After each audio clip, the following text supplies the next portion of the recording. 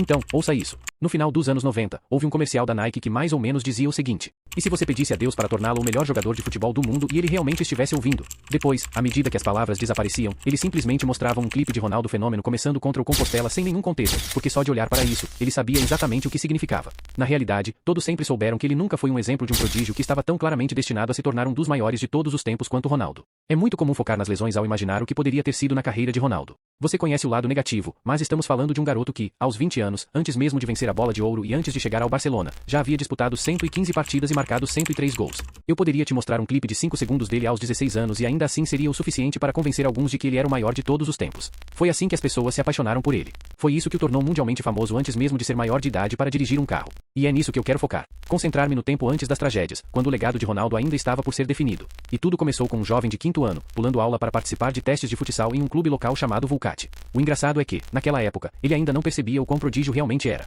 Quando percebeu que havia 50 crianças nos testes, convenceu-se de que não tinha chance. Então, disse a todos que era goleiro, afinal, havia poucos deles. Certamente teriam que lhe dar uma vaga. E estava certo, embora tenha ficado rapidamente óbvio para todos, inclusive para ele mesmo, que ele não era goleiro. Depois de alguns jogos no banco enquanto perdiam por 2-0 para o Vasco da Gama, seu treinador decidiu simplesmente colocar o novo garoto na frente e ver o que acontecia. O resultado foram 4 gols de Ronaldo e uma incrível virada contra um time contra o qual não deveriam ter chance. Obviamente, depois disso, ele se tornou o jogador destaque da equipe, ao final de sua primeira temporada. Já havia marcado 166 gols. Houve até um jogo em que, dos 12 gols de sua equipe, 11 foram marcados por ele. Como você pode imaginar, naquela época, Ronaldo não duvidava mais de suas habilidades. Na verdade, estava completamente convencido de que seu destino era o futebol. Mesmo ele costumava dizer que era seu primeiro amor e estava completamente apaixonado. Aos 12 anos, com seus pais passando por um divórcio e Ronaldo agindo um pouco fora de controle, ele disse à mãe que havia abandonado a escola para se dedicar ao futebol. Ela ficou furiosa. Disse a ele que não teria futuro, que cresceria para ser um ninguém. Mas, por mais que ela tentasse, rapidamente percebeu que não havia nada que pudesse fazer. Ela trabalhava 12 horas em um restaurante. Não havia como garantir que ele não estava faltando às aulas.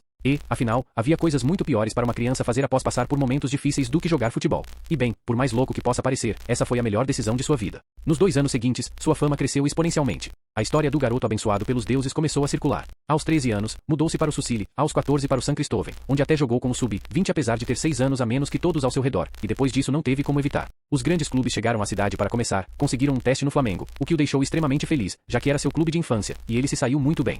Chamaram-no até para um segundo teste, mas se recusaram a pagar suas passagens de ônibus, e ele simplesmente não podia continuar arcando com elas, pois fazia 4 viagens diferentes para chegar ao centro de treinamento deles. Então, ele desistiu.